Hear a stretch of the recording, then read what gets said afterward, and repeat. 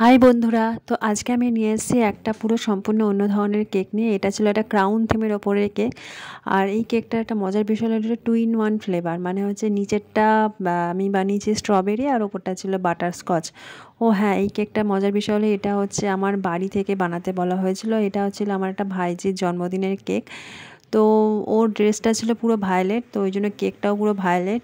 তো ওই কেকটা চয়েস করেছিল আর বলেছিল যে ওপরে কেকের ওপরে যে ছবিটা পাঠিয়েছিল সেই কেকটার উপরে অনেকগুলো গোলাপ ছিল ক্রিম দিয়ে বানানো। তা ও বলেছিল আমাকে পিসি ক্রাউন বসাতে। তো আমি বাইরে থেকে ক্রাউনটা কিনে এনেছি।